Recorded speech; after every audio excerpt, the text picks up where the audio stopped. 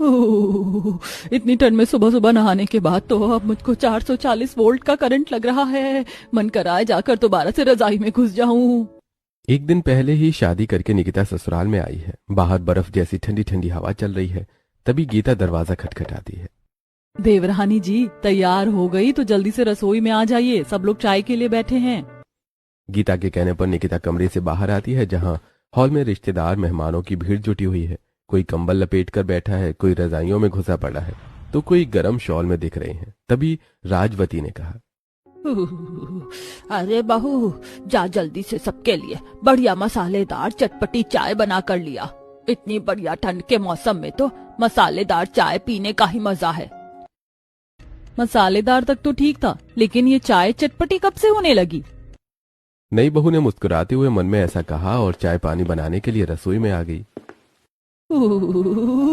ये ससुराल की रसोई तो बर्फ की सिल्ली जितनी ठंडी है।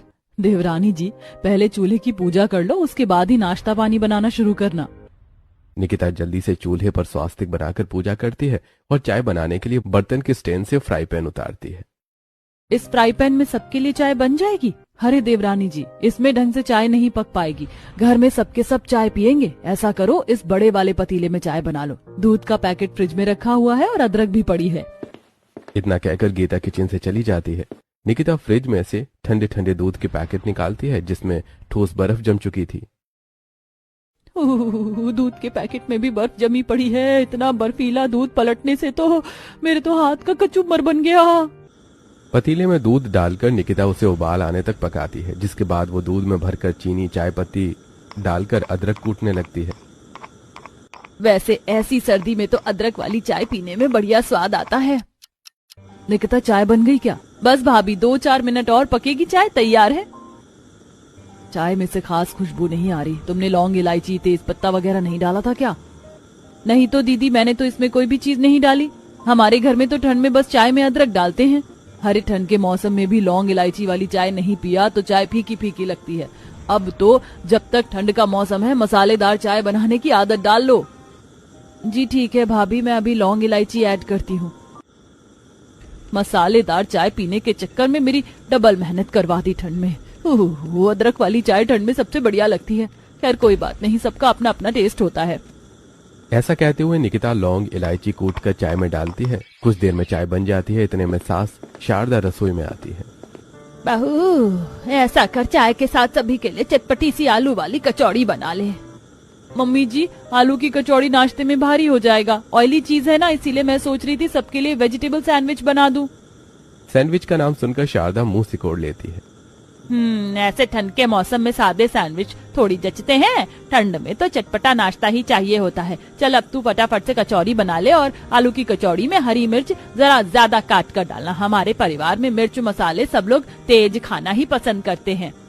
निकिता अब जल्दी से कचौड़ी बनाने की तैयारी शुरू करती है और सबसे पहले आलू बॉईल करने के लिए ढेर सारा आलू लेकर छीलने लगती है। हे भगवान, एक तो इन आलूओं पर 2.5 किलो मिट्टी चढ़ी हुई है। इसे छीलने में तो आधी मिट्टी मेरे नेल्स में घुस गई। कसम से ठंड के सीजन के पहाड़ी आलू से खाना बनाने में सबसे ज्यादा मिट्टी पहाड़ होता है। बड़बड़ाते हुए निकिता मिट्टी लगे आलू के छिलके हटाकर अब उन्हें धुलाई करने के लिए जैसे ही टोंटी खोलती है तो उसके अंदर से काफी ज्यादा ठंडा ठंडा पानी निकलता है। ठंड से उसके दांत किटकिटाने लगते हैं। भगवान, लगता है इस टूटी का कनेक्शन सीधा अंटार्कटिका से कनेक्ट हो रखा है, तभी तो बिल्कुल बर्फ की तरह जमा जमा पानी निकल रहा है। मेरे तो हाथ गल गए आलू धोकर। काफी देर तक ठंडे पानी में आलू साफ करके उबलने के लिए बिठाकर निकिता ढेर सारा आटा परात में छानने लगती है। इतना आटा तो आलू की कचौड़ी बनाने के लिए न रहेगा। अब रहने देती हूँ। तभी दादी सास शीला रसोई में घुसी चली आती है। हाय दैया, इतना भर भर कर आटा किस लिए निकाल रही है पोता बहू?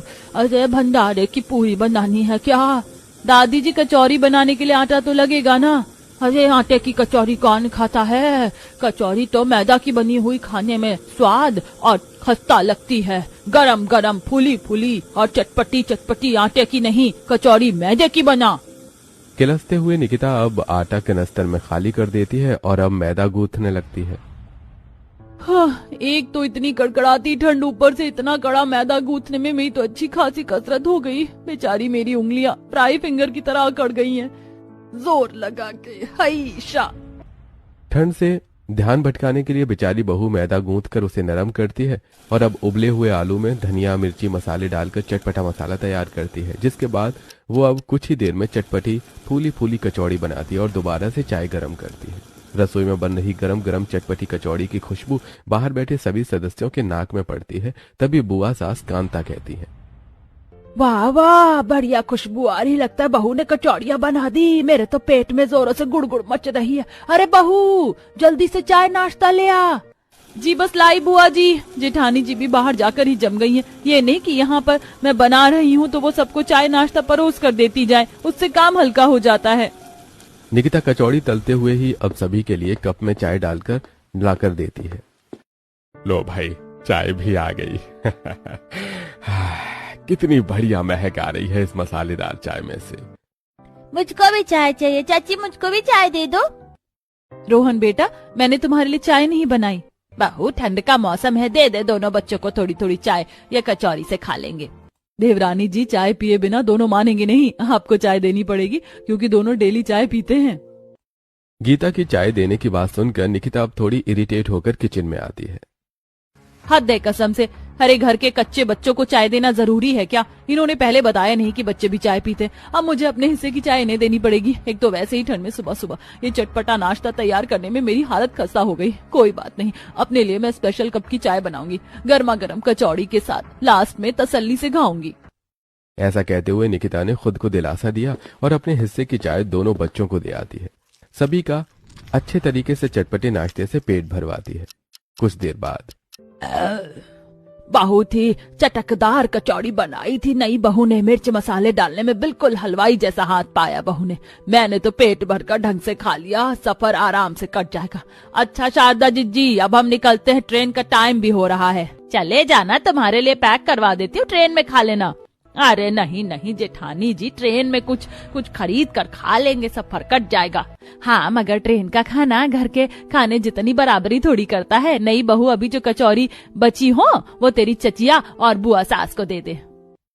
इस पर निकिता को गुस्सा तो बहुत आता है, लेकिन वो नॉर्मल होकर दिखाती है। जी जी, बस 2 मिनट रुक जाइए चाची जी, मैं अभी पैक करके लाई। किचन में आकर निकिता चिड़चिड़ करते हुए कचौरी पैक करने लगती है। मैंने इतनी शौक से मेहनत लगाकर कचौड़ी बनाई, सोचा था सबको नाश्ता करवाकर लास्ट में गर्मा गर्म चाय की सिप लेते हुए कचौड़ी खाऊंगी। इस मम्मी जी की मेहमानदारी के चक्कर में मेरे अरमानों पर पानी फिर गया। लीजिए चाची जी। अच्छा तो फिर हम चलते हैं जेठानी जी।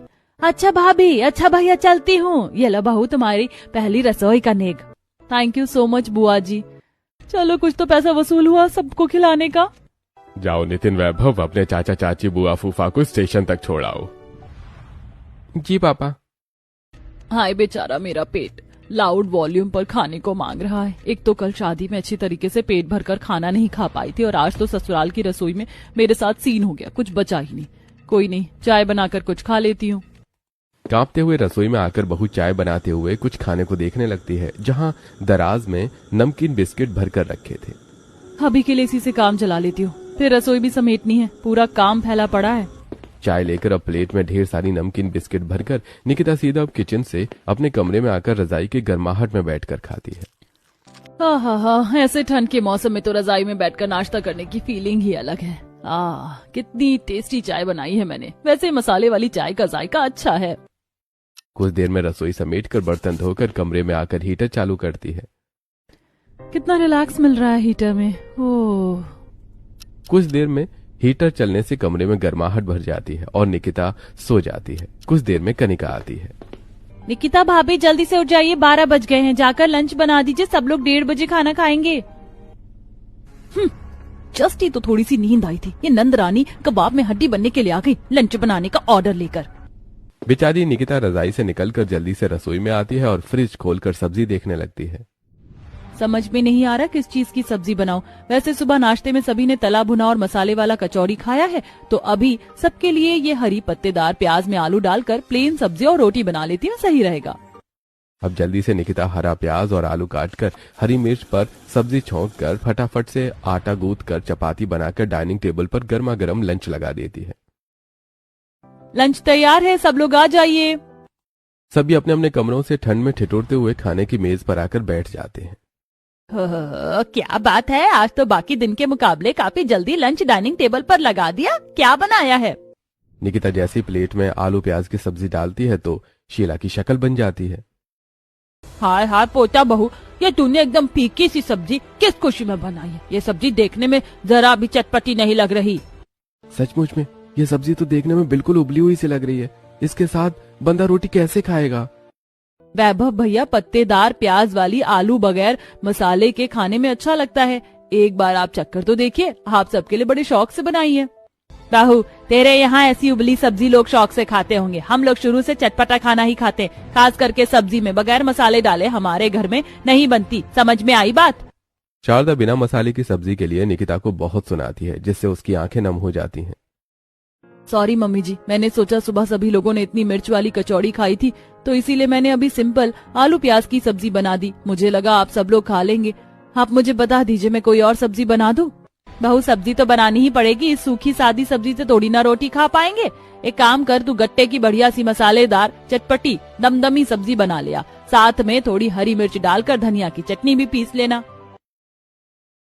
जी ठीक है मम्मी जी। मम्मी जी, इस आलू प्याज वाली सब्जी का क्या करना है? ये तो कोई खाएगा नहीं। गीता बहू, ऐसा कर, ये जाकर हमारी पड़ोसन सुषमा को दे दे। गीता पूरी बाउल की सब्जी लेकर अपने सामने रहने वाली सुषमा के घर आती है, जो कि ठंड में सोफे पर बैठकर साग चुन रही थी।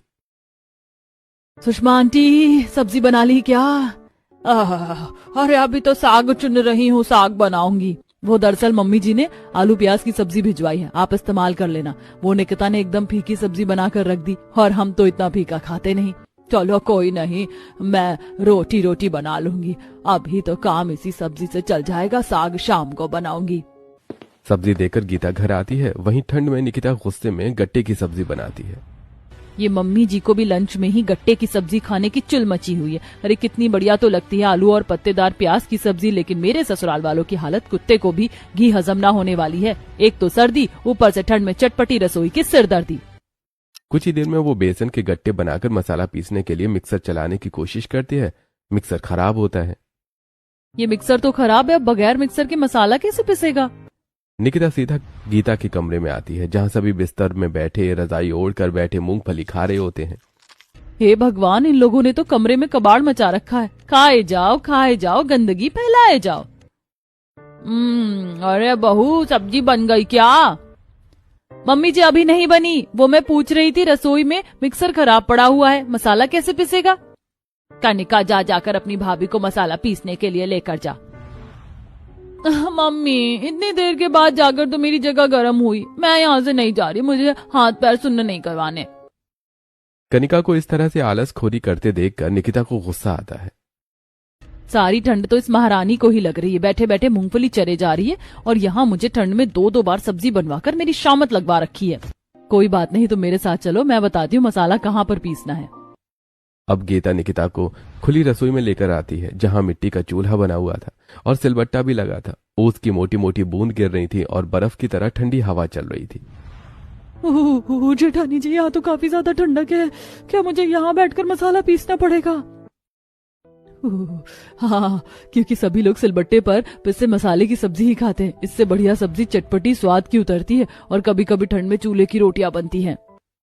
निकिता ठंड में सिलबट्टे पर चटनी और मसाला पीसती है। मोटी मोटी हरी मिर्च पीसने की वजह से उसके हाथ जलने लगते हैं। हाय, इतना सारा भर कर मसाला पीस कर तो मेरे हाथों का कोरमा ही बन गया। ऊपर से यहाँ कितनी ठंड लग रही है।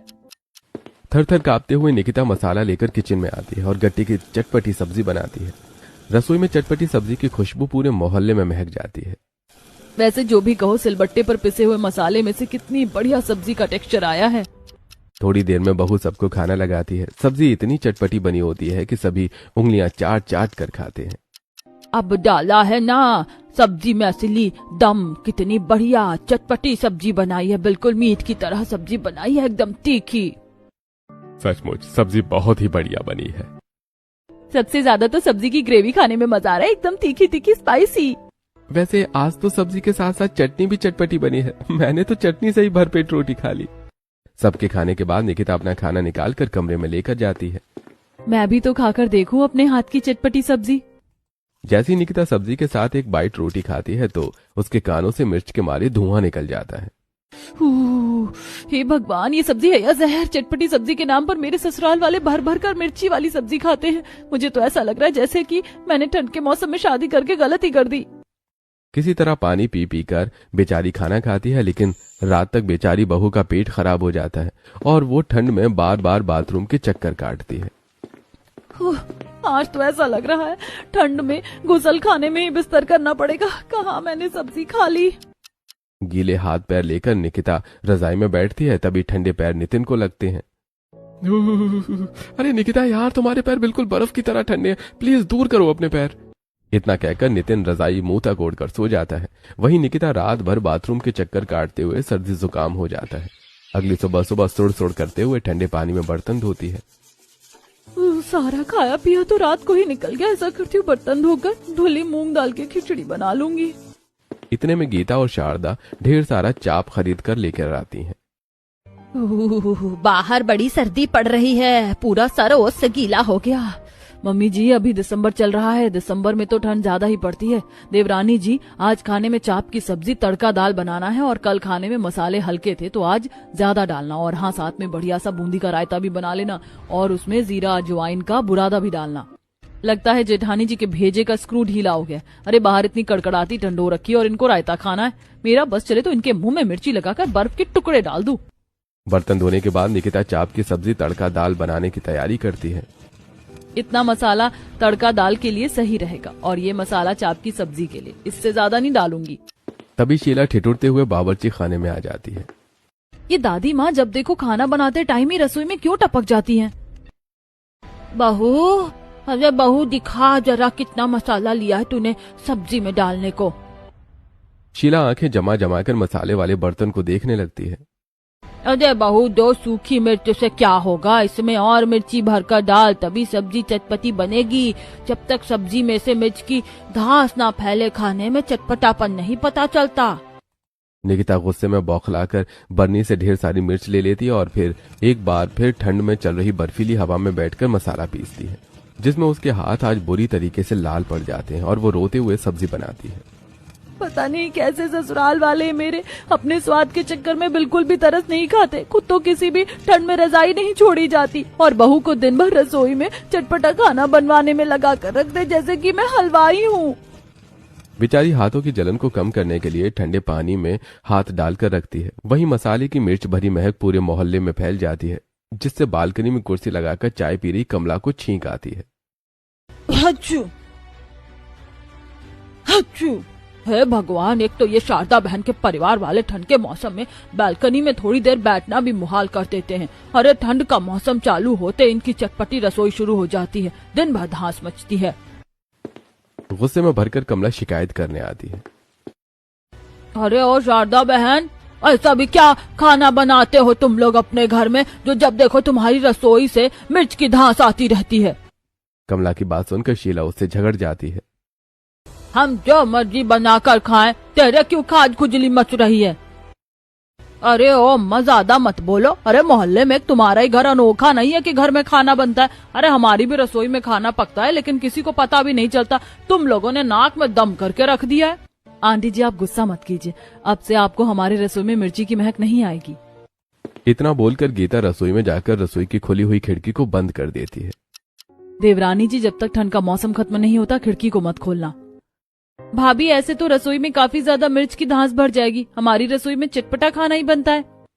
भाभी, अब कुछ टाइम के लिए एडजस्ट नहीं कर सकती क्या? कनिका, एक दिन मेरे बदले तुम खाना बनाकर देख लो। ठंड में बाहर से मार्केट करके आना और रसोई भी मैनेज करना जब एक दिन खुद करोगी तब पता चलेगा। अरे बहू, इसमें किस बात का इतना एहसान दिखा रही है? अरे बहू का फर्ज होता है ससुराल वालों की फरमाइश के अनुसार खाना बनाकर खिलाना, और हमें चटपटा खाना पसंद है तो हम वही खाएंगे। अब एक आदमी के लिए 10 जनों के मुंह का स्वाद तो नहीं बदला जा सकता। ऐसे ही वक्त गुजरता है। रात निकिता को रसोई में ठंड में खाना बनाते देखकर नितिन को अब अच्छा नहीं लगता। लगातार चटपटा खाना बनाने में हर बार निकिता को भर भर कर मसाले पीसना पड़ता, जिसके चलते उसके हाथों से फंगस हो जाता है। उसके सिचुएशन को देखते हुए नितिन अपनी माँ से बात करता है। मम्मी, ये क्या मतलब है? निकिता जब से शादी करके आई है वही रसोई में अकेले खाना बनाती रहती है। अरे भाभी को उसकी थोड़ी बहुत हेल्प तो करवा देनी चाहिए ना। इतने में गीता आग में घी डालते हुए कहती है, देख लीजिए मम्मी जी, देवरानी जी को 4 दिन खाना बनाते खिलाते क्या हुए, देवर जी को दिखने लगा। और मैं इतने सालों से ठंड के मौसम में सभी को उनकी फरमाइश और मनपसंद का खाना बनाकर खिलाते आ रही हूँ, तो मेरे टाइम में किसी को नहीं दिखा। भाभी मैंने मना थोड़ी किया है कि आपने हम सभी को बनाकर नहीं खिलाया, लेकिन पर आप उसकी थोड़ी बहुत तो हेल्प कर सकती हो ना, जैसे कि आटा गूंथना और सब्जी काटना हो गया। क्यों, उसको क्या एक सब्जी काटने और आटा गूंथने में जोर आ रहा है? अरे जब मैं शादी करके आई थी तो 20-20 जनों का खाना अकेले बनाकर परोस कर खिलाया है, वो भी चूल्हे पर। तेरी बीवी को तो फिर भी गैस पर बनाने का आराम है। नितिन इसके बाद कोई बात नहीं करता और ऑफिस चला जाता है। ऐसे ही 2-4 दिन गुजर जाते हैं। फिर एक दिन, माँ आज मेरे बॉस ने मुझे और निकिता को डिनर पर इनवाइट किया है, तो निकिता तुम तैयार हो जाना। मगर भैया, अगर भाभी आपके साथ डिनर पर चले जाएंगे तो फिर रसोई कौन संभालेगा? ये तो जैसे मेरी खुशी के बीच में टांग अड़ाए बिना रह नहीं सकती है। नितिन जी आप चले जाइएगा, वैसे भी मेरा खास मन नहीं है जाने का। निकिता तुम मेरे साथ डिनर पर चल रही हो, और रही बात एक दिन खाना न बनाने की, तो आज का खाना भाभी बना देंगी। इसी के साथ बात खत्म हो जाती है। कुछ ही देर में निकिता तैयार होकर नितिन के साथ घर से बाहर निकलती है, जहां वो उसको एक ढाबे पर लेकर आता है, जहां ठंड का स्पेशल खाना बिक रहा था, जैसे कि सरसों का साग, मक्के की रोटी। नितिन जी आपने तो कहा था कि आपको बॉस के यहाँ डिनर पर जाना है, आप मुझे कहाँ लेकर आए हैं? निकिता मैं जानता हूँ तुम अभी तक मेरी फैमिली में एडजस्ट नहीं हो पाई हो, क्योंकि हम लोग चटपटा खाना खाते हैं और इसीलिए तुम कभी भी अच्छे से खाना नहीं खाती। इसलिए मैं तुम्हें डिनर करवाने के लिए यहाँ लेकर आया हूँ, तुम अच्छी तरीके से खाना खा लो। उस दिन निकिता पेट भरकर सिंपल खाना खाती है। उसके चेहरे पर खुशी की झलक दिख रही थी। ऐसे ही समय गुजरता है, पर ठंड में ससुराल की चटपटी रसोई की दिनचर्या अभी भी बहू को पूरी करनी पड़ती। धीरे धीरे निकिता के हाथों का फंगस इतना ज्यादा बढ़ जाता है कि वो एक दिन बगैर मसाले की सिंपल सब्जी बनाती है, जिसे देखकर सब नुक्स निकालते हैं। अरे बहू तूने किस किस्म की सब्जी बनाई है, बिल्कुल भी टेस्टी नहीं, खाली तेल डाल दिया है। सच में आज का खाना तो किसी कर्म का नहीं बना है। किसी भी सब्जी में नाम मात्र के मसाले भी नहीं, केवल नमक हल्दी में उबाल कर लाई है। दादी जी मुझसे मसाला नहीं पीसा जा रहा है, मेरे हाथों में बहुत जलन हो रहा है। रहने दीजिए भाभी, ये तो बस आपके खाना बनाने से बचने के बहाने हैं। फीकी सब्जी बनी होने के चलते सभी एक बार फिर निकिता पर मुस्कुराने लगते हैं, जिस पर नितिन गुस्से से हाइपर हो जाता है। अरे बस कीजिए आप सभी लोग। अरे एक दिन अगर निकिता ने नॉर्मल सब्जी बना दी तो उसे खाने में आप सबकी शक्ल बन रही है, और वो बेचारी रोज अपने हाथों के छाले में मसाले पीसती है। आप लोगों को तो बस चटपटा खाना खाने को चाहिए, चाहे वो जैसे मर्जी बना कर दे। हाँ, नितिन अब डॉक्टर को फोन करके घर बुलाता है, जो कि निकिता के हाथों की हालत देखकर कहता है, देखिए जरूरत से ज्यादा मसाला पीसने और पानी वाले काम की वजह से इनके हाथों में फंगस हो गया है। इस वक्त इनके हाथों का खाना खाना आप सभी के लिए भी अनहाइजीनिक होगा, तो हो सके तो इन्हें कुछ वक्त के लिए रसोई के कामकाज से बिल्कुल दूर रखिए। निकिता के हाथों की इतनी खराब हालत देखकर गीता, शारदा, कनिका तीनों काफी ज्यादा अफसोस खाती हैं और अब उसे प्रॉपर आराम करवाती हैं। तीनों मिलजुल कर रसोई के काम देखती हैं, जैसे कि कनिका बाजार से सब्जी लेकर आती है, शारदा सब्जी कटवाती है और गीता सबके लिए खाना बनाती है। 1-2 हफ्ते में निकिता का हाथ फिर से ठीक हो जाता है और ठंड में सुबह सुबह उठकर वो जब रसोई में आती है तभी पीछे से उसकी सास और जेठानी भी आ जाती है। मम्मी जी, भाभी, अब मैं ठीक हो गई हूँ, आप दोनों को खाना बनाने की जरूरत नहीं है, मैं कर लूंगी। नहीं बहू, यदि हमने शुरू से तेरा हाथ बटाया होता तो तेरे हाथों की हालत इतनी खराब नहीं होती, और वैसे भी मिलजुल कर काम करने से जल्दी हो जाता है और मन भी लगता है। चल मुझे सब्जी दे दे, मैं सब्जी काट देती हूँ। और मैं आटा गूंथ देती हूँ, तब तुम बना लेना। अपनी सास और जेठानी को रसोई में मदद करवाते देखकर निकिता को काफी ज्यादा अच्छा लगता है। वहीं ठंड में चटपटी रसोई में वो सिंपल खाना भी ऐड करते हैं, जिसे निकिता भी पेट भरकर खाना खा पाती है।